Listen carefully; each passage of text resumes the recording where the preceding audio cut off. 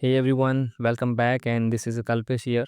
सो आज की इस वीडियो में हम real world example of ANR के बारे में देखेंगे। Before I start the video मैं आपको बेसिक ओवरव्यू दे देता हूँ इस सीरीज़ का कि ये एंड्रॉयड एएनआर के ऊपर सीरीज़ चल रही है, जिसमें from introduction to real world example तक हम देखते हैं। तो ये इसका लास्ट एपिसोड है, आई मीन 5th एपिसोड है इसका। ये इसमें हम देखेंगे रियल वर्ल्ड में हमें कैसे और किस टाइप के इश्यूज हमें आते हैं और हमें उसे कैसे सॉल्व करना चाहिए। तो चलिए देखते हैं। तो सबसे पहले मैंने यहाँ पे 3 इश्यूज मेंशन किए हैं जो कॉमनली एंड्रॉयड डेवलपर्स जो होते हैं वो डेली प्रोजेक्ट में फेस करते ही हैं। तो सबसे पहले है वो है इनफाइनाइट लूप और heavy computational in life cycle method. Second है long database queries on the main thread and third है सिंक्रोनोमस नेटवर्क कॉल। तो हम डिटेल में देखते हैं इसको कि इस टाइप के इश्यूज हमें आते हैं जब हम रियल वर्ल्ड प्रोजेक्ट पे काम करते हैं, तो हम उसे कैसे फिक्स करें, हमें कैसे उसे बैकग्राउंड थ्रेड पे मूव करें, हमारे मेन थ्रेड को कैसे फ्री रखें जिसकी वजह से हमारा ऐप स्मूथली वर्क करे और हमें एएनआर और क्रैशेस ना आए। इनफाइनाइट लूप और heavy computational in life cycle method, इस टाइप के इश्यूज हमें तब आते हैं जब हम कोई हैवी कंप्यूटेशनल टास्क होता है हमारे पास, वो मेन थ्रेड में लाइफ साइकिल मेथड के साथ कर देते हैं। लाइफ साइकिल मेथड्स वो हैं मेथड्स हैं जब हमारा ऐप लॉन्च होता है तब वो कॉल होती है। फॉर एग्ज़ाम्पल हम कोई हमारे पास कोई मैथमेटिकल ऑपरेशन है या फिर कोई आईओ ऑपरेशन है या फिर कोई हम फाइल रीड कर रहे हैं, ठीक है, वो हम सीधा मेन थ्रेड पे ही कर देते हैं विथ लाइफ साइकिल के साथ। तो क्या उस केस में हमें इस टाइप के इश्यूज आएंगे और हमें इसको अवॉइड करना चाहिए, क्योंकि हम जैसे ही ऐप लॉन्च करेंगे हमारे pass on create method call होती है और उसी में ही हम बहुत सारा कोड लिख देते हैं और वो मेन थ्रेड पे ही होता है, जिसकी वजह से हमारा ऐप एएनआर थ्रो करता है और समटाइम्स हमें क्रैशेस भी आते हैं। इस टाइप के इश्यूज़ को हमें अवॉइड करना चाहिए। तो इसके लिए हम कोरोटीन या एक्सिक्यूटर्स यूज़ कर सकते हैं। मैंने ऑलरेडी आपको बताया है हमारी प्रीवियस वीडियो में कि हमें कैसे इसका यूज़ करना है। अभी हम फिबोनाची सीरीज़ का एग्जांपल देखेंगे। हम देखेंगे कि मेन थ्रेड पे हम सेम कोड रन करते हैं तो कितना टाइम लेता है, एंड बैकग्राउंड थ्रेड पे सेम कोड परफॉर्म करते हैं तो कितना टाइम लेता है। दोनों का हम डिफरेंस देखेंगे। तो बिफोर हम प्रैक्टिकल पे जाएं, उससे पहले मैं आपको बता दूं कि ये फिबोनाची सीरीज़ क्या होती है एक्चुअली। तो इसमें हम क्या सम करते हैं, हमारे प्रीवियस 2 टर्म्स जो होते हैं उसका सम करते हैं, एन नंबर ऑफ टाइम हम करते हैं। अगर मैं आपको सिंपल वर्ड में बोलूं तो ईच टर्म अपने प्रीवियस 2 टर्म के सम के बराबर होता है एक्चुअली। उसको हम फिबोनाची सीरीज़ बोलते हैं और वो सीरीज़ एन नंबर तक होती है। अगर हम ये फार्मूला देखें तो यहाँ पे F of N is equal to F of N minus 1 मतलब कि previous term plus F of N minus 2 मतलब कि 2 टाइम प्रीवियस टर्म, इन दोनों का हमें सम करना है। यहाँ पे हमें टेबुलर फॉर्म में एक्सप्लेन किया है कि एन मतलब कि हमारे पास नंबर ऑफ नंबर हैं। तो क्या है कि अभी हम 7 नंबर तक जाएंगे और हम कैलकुलेशन में हम करते हैं कि देखो सबसे पहले हम 0 एंड 1 बाय डिफ़ॉल्ट हमें लिखना ही पड़ता है, ये एक फ़िक्स वैल्यू है। सबसे पहले हम देखेंगे 0 + 1 मतलब कि उसका सम आया है 1, फिर 1 + 1 उसका सम हमें मिलता है 2, फिर 2 + 1 मतलब कि 3 मिलेगा, ठीक है, फिर 2 + 3 इज़ इक्वल टू 5 मिलेगा हमें सम, 3 + 5 इज़ इक्वल टू 8 मतलब 8 हमें मिल गया इसका सम। अब क्या होगा 5 + 8 इज़ इक्वल टू 13। तो ये क्या है कि हम 7 नंबर तक अगर हम फिबोनाची सीरीज़ फाइंड आउट करते हैं तो उसकी 13 उसका सम होता है। तो ये एक सिंपल कॉन्सेप्ट है, वो आई थिंक आपको पता ही होगा। अभी हम एंड्रॉयड स्टूडियो में आते हैं और एंड्रॉयड स्टूडियो में हम सेम कंप्यूटेशनल टास्क परफॉर्म करेंगे, वो भी मेन थ्रेड पे। तो सबसे पहले मैंने यहाँ पे कंपोजेबल फंक्शन लिया है, ठीक है, और ये फंक्शन पे हमने यहाँ पे और एक कंपोजेबल फंक्शन बनाया है। एक में मेरी स्क्रीन है, इसके अंदर मेरा कंपोजेबल फंक्शन है जिसमें मैंने व्यू बनाया है और लाइफ साइकिल मेथड यूज़ किए, आई मीन लॉन्च इफ़ेक्ट। तो कंपोजेबल फंक्शन में लॉन्च इफ़ेक्ट यूज़ हम कर सकते हैं जब हमारा कंपोजेबल फंक्शन जैसे ही लोड होगा तब ये कॉल होगी। जैसे कि हमारे पास एक्टिविटी में on create, on stop, on start और ऑन रिज्यूम मेथड्स होती है, इसी तरह से कंपोजेबल फंक्शन में भी हमारे पास ऐसी साइड इफ़ेक्ट जिसे हम बोलते हैं वो मेथड्स होती है, हमें कोरोटीन्स एग्जीक्यूट करने में भी हेल्प करती है। तो ये मैंने फंक्शन लिया है यहाँ पे और यहाँ पे मैंने 2 वेरिएबल लिए हैं। एक में मैं रिज़ल्ट जो भी आएगा फिबोनाची सीरीज़ का वो हम स्टोर करेंगे, एंड एक में हम इलेप्स टाइम मतलब कि हम टाइम कैलकुलेट करेंगे कि कितना टाइम लगा है इसको कैलकुलेट करने में। और हमने सीधा मेन थ्रेड पे ये टास्क परफॉर्म किया है। ठीक है। और हमने एक रिकर्सिव फंक्शन बनाया है यहाँ पे फिबोनाची सीरीज़ काउंट करने में। जैसे कि मैंने आपको फार्मूला में एक्सप्लेन किया, सेम वे से ये हम फंक्शन वर्क करेगा। तो मैं इस कोड को रन करता हूँ, ठीक है। ये सीधा मेन थ्रेड पे टास्क परफॉर्म होगा। हम चेक करेंगे कि कितना टाइम लगता है 45 नंबर का फिबोनाची सीरीज़ काउंट करने में। हमारा ऐप लॉन्च हो गया है यहाँ पे, और अभी आप देख सकते हैं main thread example calculating Fibonacci series on main thread. यहाँ पे आप देख सकते हैं कि यहाँ पे इसका रिजल्ट आ गया है, ठीक है। मेन थ्रेड पे ये एग्जीक्यूट हुआ था टास्क, जिसमें टाइम लगा था 7495 मिली सेकेंड्स, मतलब कि 7 सेकंड्स ऊपर लग गई है, ठीक है। तो ये क्या कंप्यूटेशनल टास्क था जो हमने मेन थ्रेड पे परफॉर्म किया। अभी हम सेम टास्क बैकग्राउंड पे परफॉर्म करते हैं, तब हम देखते हैं कि हमारा ऐप का परफॉर्मेंस कैसा रहता है और हमें कैसे हमें ऐप मेन थ्रेड कैसे हमारा फ्री रहेगा उसकी वजह से। अभी मैंने यहाँ पे और एक फंक्शन बनाया है, ठीक है, हैवी कंप्यूटेशनल फिक्स करके, जिसमें मैंने क्या किया है कि यहाँ पे मैंने कोरोटीन्स, जैसे कि मैंने आपको बोला कि हमें ये साइड इफ़ेक्ट मेथड कोरोटीन्स प्रोवाइड करती है, ठीक है। तो यहाँ पे मैंने विथ कॉन्टेक्स्ट का यूज़ किया है, यहाँ पे डिस्पैचर डिफ़ॉल्ट का यूज़ किया है। आई थिंक आपको पता ही होगा डिस्पैचर्स क्या होते हैं, हमने ऑलरेडी प्रीवियस वीडियो में कवर किया है ये चीज़। तो मैंने क्या इसको बैकग्राउंड थ्रेड पे मूव किया है। आई मीन कंप्यूटेशनल टास्क हमारे पास ऐसे टास्क होते हैं जो हमें हार्डवेयर की ज़रूरत पड़ती है सिस्टम में।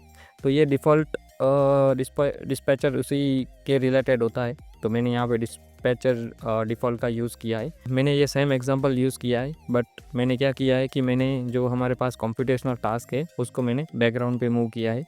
तो अभी हम रन करते हैं इसको, ठीक है। यहाँ पे मैंने कमेंट कर दिया है कोड जो हमारे पास ये मेन थ्रेड पे रन हो रहा था वो, और अभी हम बैकग्राउंड थ्रेड पे रन करते हैं।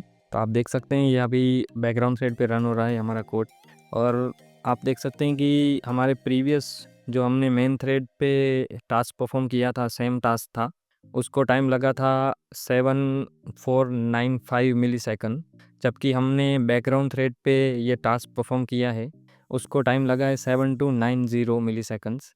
तो ये आप देख सकते हैं लाइव कि हम मेन थ्रेड पे और बैकग्राउंड थ्रेड पे कोई भी टास्क परफॉर्म करें तो वो कितना ऑप्टिमल होता है। और ये एक कंप्यूटेशनल टास्क है तो ऑफ कोर्स हमारे ऐप का परफॉर्मेंस इसमें वीक होता ही है अगर हम मेन थ्रेड पे परफॉर्म कर देते हैं तो ये एक सिंपल एग्जांपल था जिसमें हमने Fibonacci series Fibonacci series count किया, एंड वो भी मेन थ्रेड पे एंड बैकग्राउंड थ्रेड पे, एंड आप देख सकते हैं इसका रिजल्ट।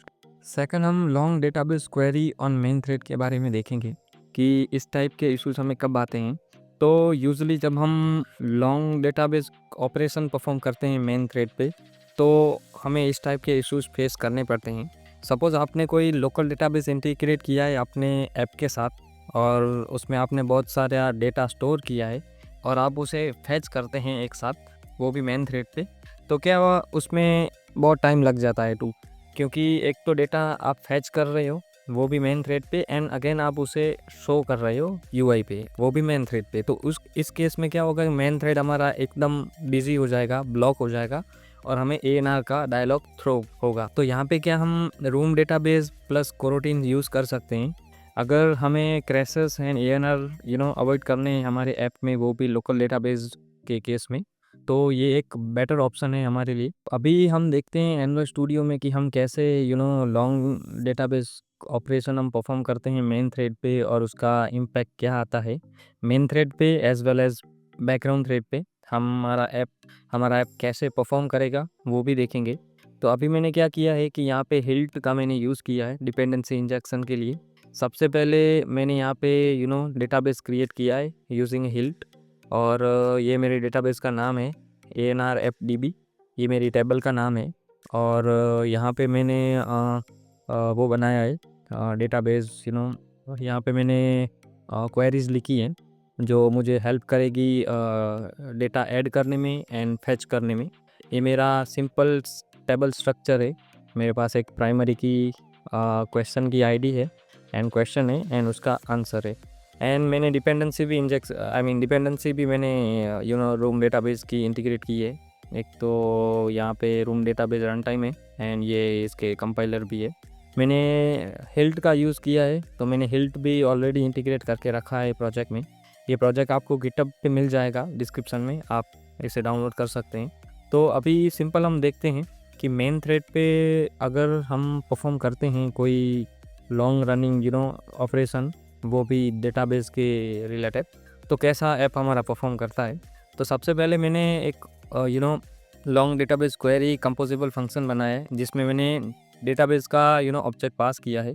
यहाँ पे अगर आप मेन एक्टिविटी में देखोगे, यहाँ पे मैंने डिपेंडेंसी इंजेक्ट की है, ठीक है। और इसको मैंने सीधा यूज़ किया है यहाँ पे मैंने एक बटन लिया है, और एक बटन फैच करने के लिए है और एक बटन इंसर्ट करने के लिए है डेटा। यहाँ पे मैंने रिपीट बिल्ट इन फंक्शन का यूज़ किया है। जैसे ही मैं बटन पे ऐड करूँगा, मेरे 10,000 रिकॉर्ड्स ऐड होंगे, उसको फैच करूँगा, तो मैं उसको यूआई पे टेक्स्ट पे दिखा दूंगा फॉर लूप से, ठीक है। तो मैं रन करता हूँ हमारा ऐप, और हम देखते हैं कि मेन थ्रेड पे अगर हम कोई ऑपरेशन करते हैं तो इसका क्या इम्पैक्ट रहता है। ऐप सक्सेसफुली लॉन्च हो गया है। तो सबसे पहले हम देखते हैं कि मेन थ्रेड पे हम इंसर्ट करते हैं रिकॉर्ड, 10,000 रिकॉर्ड्स हम इंसर्ट करेंगे। मैं यहाँ पे मल्टीपल टाइम क्लिक कर रहा हूँ, ठीक है अभी। और अभी आप देख सकते हैं कि हमारा ऐप ठीक से सर्वाइव कर रहा है। और देखा आपने कि हमारे ऐप में क्रैशेस आ गया है, आई मीन ANR डायलॉग का पॉपअप यहाँ पे शो हो गया है। अगर मैं लोकल डेटाबेस में देखता हूँ कि हमारे पास कितने रिकॉर्ड्स इंसर्ट हुए हैं, वो भी देखते हैं। तो मैं यहाँ पे वेट पे कर देता हूँ फॉर नाउ, क्योंकि मुझे देखना है कि कितने डेटा हमारे पास सेव हुए हैं लोकल डेटाबेस में। तो अभी हमारे पास 50,000 डेटा सेव हो गए हैं हमारे DB में। और अगर मैं इसको फैच करता हूँ 50,000 एक साथ, तो आई थिंक हमारा ऐप उसे हैंडल नहीं कर पाएगा। मैंने ऑलरेडी क्लिक कर दिया है, और अभी आप देख सकते हो हमारा ऐप एकदम स्टक हो गया है, आई मीन फ्रीज़ हो गया है। तो ये क्या है कि हमने सीधा मेन थ्रेड पे ये टास्क परफॉर्म कर दिया है। तो अभी तक हमें यूआई पे हमारा डेटा शो नहीं हुआ है, तो आई थिंक वो टाइम लेगा थोड़ा सा, बट मे बी क्रैश भी हो जाएगा इस केस में, बट लेट्स सी। यहाँ पे एक्चुअली हमारा ऐप वो हो गया है, हैंग हो गया है, आई मीन फ्रीज़ हो गया है। आई मीन अभी मुझे ऐप को क्लोज़ ही करना पड़ेगा।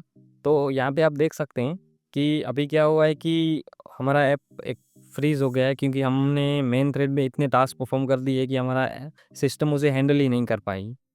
अभी हम सेम कोड बैकग्राउंड थ्रेड पे मूव करते हैं। तो मैंने ऑलरेडी एक फंक्शन बनाया है, ये फिक्स करके, ठीक है, लॉन्ग डेटाबेस फिक्स क्वेरी। अभी हमने सेम ऑपरेशन परफॉर्म किया है। मैंने क्या किया है कि यहाँ पे कोरोटीन स्कोप लिया है ऊपर, और कोरोटीन स्कोप पे मैंने आईओ थ्रेड पे मैंने डेटा गेट किया है, ठीक है। और मैंने यहाँ पे जैसे ही मैं बटन पे क्लिक करूँगा, यहाँ पे मैंने आईओ थ्रेड पे मैंने ये हैवी टास्क मूव कर दिया है। मतलब कि जो ये हमारे पास यहाँ पे प्रीवियस में अगर आप देखोगे, तो हमारे पास सीधा मेन थ्रेड ही था, यहाँ पे कोई हमने थ्रेड डिफाइन नहीं किया था। सीधा 10,000 रिकॉर्ड्स हम इंसर्ट कर रहे थे डेटाबेस में। बट अभी यहाँ पे क्या होगा कि हम ये रिकॉर्ड्स इंसर्ट करेंगे, वो भी बैकग्राउंड थ्रेड पे, जिसकी वजह से हमारा मेन थ्रेड को कोई इशू नहीं होगा कोई भी टाइप का। हमें परफॉर्मेंस में मेन थ्रेड एकदम फ्री रहेगा। तो मैं ऐप को रन करता हूँ, ठीक है। हमारा ऐप सक्सेसफुली रन हो गया है। और अभी मैं क्या करता हूँ कि सीधा इंसर्ट करता हूँ डेटा, ठीक है। एक बार इंसर्ट कर दिया है मैंने ऑलरेडी। अभी मैं यहाँ पे ऐप इंस्पेक्टर पे से देखता हूँ कि डेटा इंसर्ट हुआ या नहीं हुआ हमारे डेटाबेस में। हमारे पास डेटा इंसर्ट हो गया है, ठीक है। फर्स्ट टाइम यहाँ पे मैंने लास्ट मैं पेज पे जा रहा हूँ यहाँ पे, बट अभी सक्सेसफुली इंसर्ट है। अभी आपने देखा कि हमने ये टास्क मेन थ्रेड पे परफॉर्म किया था, तब मैंने 3 और 4 टाइम्स क्लिक किया इंसर्ट क्वेश्चन बटन पे, तो हमें ANR का डायलॉग थ्रो हो गया, ठीक है, हमारा तब। बट अभी क्या है कि अभी ऐसा नहीं होना चाहिए, क्योंकि हमारा मेन थ्रेड अब फ्री है। अभी मैंने यहाँ पे लाइव अपडेट्स ऑन किया है, ठीक है। अभी मैं इंसर्ट क्वेश्चन पे क्लिक करता हूँ। यहाँ पे अभी देखते हैं कि डेटा इंसर्ट हो रहा है, ठीक है, सक्सेसफुली। वो भी डेटा सक्सेसफुली इंसर्ट हो रहा है। मैंने मल्टीपल टाइम यहाँ पे मैंने क्लिक किया है, आप देख सकते हो डेटा सक्सेसफुली इंसर्ट हो रहा है। बट हमारा ऐप ANR फ्री है, आई मीन अभी हमारे कोई भी क्रैश नहीं आ रहा है, कोई भी ANR का डायलॉग थ्रो नहीं हुआ, क्योंकि हमने जो परफॉर्म किया है ऑपरेशन, वो बैकग्राउंड थ्रेड पे है, मेन थ्रेड पे नहीं है। तो इस केस में अभी आप देख सकते हो हमारा ऐप एकदम से स्मूथली रन कर रहा है। तो आप इस तरह से हैवी ऑपरेशन आप कर सकते हो बैकग्राउंड थ्रेड पे मूव। जिसकी वजह से आपको कोई भी इस टाइप का इशू ना हो। अगर मैं इसको फैच कर रहा हूँ तो आप देख सकते हो कि थोड़ा टाइम लेगा ये, बट हमारा डेटा पूरा का पूरा आ जाएगा वहाँ पे यूआई पे, क्रैश नहीं होगा या फिर कोई भी एएनआर थ्रो नहीं होंगे इस केस में। एंड थर्ड पे जो है वो है सिंक्रोनोमस नेटवर्क कॉल्स। इस टाइप के इश्यूज हमें तब आते हैं और हम रियल लाइफ प्रोजेक्ट में हम तभी फेस करते हैं जब मेन थ्रेड पे एक साथ बहुत सारी एपीआई हमने कॉल कर दी हैं और उसका रिस्पॉन्स भी वन बाय वन नहीं ले रहे हैं, सीधा एक साथ रिस्पॉन्स आ रहा है यूआई पे। किसी एपीआई ने हमें विद इन 1 सेकंड के अंदर रिस्पॉन्स दे दिया और किसी एपीआई ने हमें 5 सेकंड के बाद रिस्पॉन्स बैक कर रही है। तो क्या इस केस में हमारी यूआई हैंडल नहीं कर पाएगी किसी व्यू को, क्योंकि थ्रेड हमारा बिजी रहेगा। सपोज़ एक एपीआई बहुत टाइम ले रही है रिक्वेस्ट और रिटर्न बैक में, और एक एपीआई तुरंत ही रिटर्न कर देगी है रिस्पॉन्स, तो क्या ये थ्रेड हमारा बिजी रहेगा और इस केस में हमारा ऐप अगेन फ्रीज हो जाएगा, जैसे कि अभी हमारे लॉन्ग डेटाबेस क्वेरी में हुआ। तो सॉल्यूशन में हम सेम चीज़ कर सकते हैं कि कोरोटीन यूज़ करें या फिर कोई एग्जीक्यूटर यूज़ करें, या फिर हमारे पास RX जावा करके भी एक लाइब्रेरी है, वो भी हम यूज़ करें, जिसकी वजह से हम असिंक्रोनोमस नेटवर्क कॉल कर सकें। अगर हम एग्जांपल देखें एंड्रॉयड में, तो हमने क्या है कि यहाँ पे मैंने अगेन हिल्ट का यूज़ किया है। मैंने यहाँ पे रेट्रोफिट का ऑब्जेक्ट बनाया है। रेट्रोफिट एंड्रॉयड की लाइब्रेरी है जो हमें हेल्प करती है डेटा एपीआई कॉल करने में। यहाँ पे मैंने आप देख सकते हो कि मैंने यहाँ पे रेट्रोफिट का बंडल इम्प्लीमेंट किया है। यहाँ पे मैंने बनाया है रेट्रोफिट एंड रेट्रोफिट कन्वर्टर, जो मुझे जेसन को कन्वर्ट करने में हेल्प करेगा। यहाँ पे मैंने मॉड्यूल में मैंने रेट्रोफिट यहाँ पे मॉड्यूल में मैंने रेट्रोफिट का ऑब्जेक्ट बनाया है एंड उसकी एपीआई मतलब उसका मेरे पास सर्विस जो बनाई है उसका मैंने ऑब्जेक्ट यहाँ पे प्रोवाइड किया है। मेरे पास यहाँ पे 2 सर्विसेज हैं, एक post/1 एंड post/2।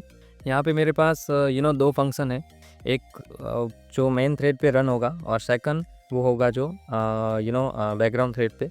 अब अगर हम यहाँ पे मेन एक्टिविटी में देखें, मैंने यहाँ पे हिल्ट से मैंने सर्विस का ऑब्जेक्ट मैंने प्रोवाइड किया है और ये है मेरा कंपोजेबल फंक्शन जो मैं डायरेक्टली मेन थ्रेड पे कॉल कर रहा हूँ एपीआई को, एंड सीधा जो भी रिस्पॉन्स आएगा हम मेन थ्रेड पे ही मैं मतलब विजिबल कर दूँगा।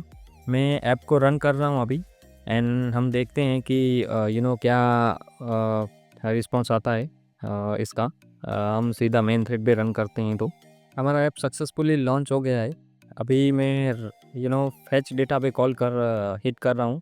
मैंने बटन प्रेस कर दिया है लेकिन इसने मेन थ्रेड पे टास्क परफॉर्म किया, बट इसने थोड़ा टाइम लगाया। तो ये क्या हुआ कि हमारी ये एपीआई है जो एकदम लाइट वेट है, तो हमारे केस में तुरंत ही इसका रिस्पॉन्स आ गया है। बट सपोज़ मैं सेम चीज़ अगर मैं बैकग्राउंड थ्रेड पे मूव करता हूँ तो यहाँ पे देखो कैसे होती है।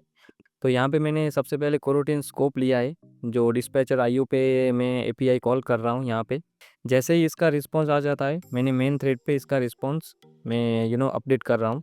अगेन अगर किसी टाइप की मुझे एक्सेप्शन आती है, कोई भी एरर एपीआई में आती है, वो भी मैं मेन थ्रेड पे अपडेट कर रहा हूँ, क्योंकि ये एक यूआई ऑपरेशन है।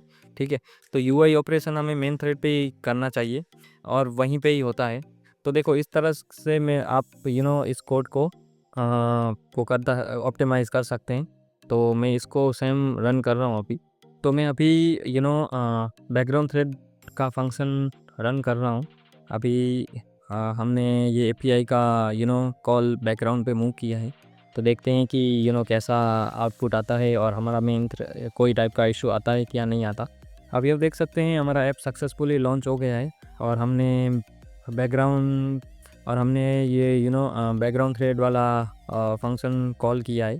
तो अभी आप देख सकते हैं हमारा ऐप लॉन्च हो गया है। मैं फैच डेटा पे क्लिक करता हूँ, विथआउट एनी इशू हमारा रिस्पॉन्स आ गया है।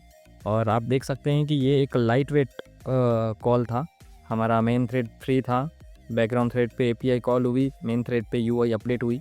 तो इस टाइप की आप थ्रेड स्वैपिंग कर सकते हैं आपके प्रोजेक्ट में और ये आपको हेल्प करेगी कि आपका ऐप क्रैश और या फ्रीज ना हो। तो इस तरह से आप अपने ऐप को ऑप्टिमाइज़ कर सकते हैं। आप हमेशा बेस्ट प्रैक्टिस ही फॉलो करें जिसकी वजह से आपका ऐप स्मूथ रहे। तो गाइस मैं मिलता हूँ आपकी अगले नई सीरीज़ में, क्योंकि ये एएनआर की सीरीज़ अभी एंड हो रही है यहाँ पे। आपको कोई भी क्वेश्चन हो तो आप कमेंट में पोस्ट कर सकते हैं, मैं उसका रिप्लाई दे दूंगा आपको एज सुन एज पॉसिबल।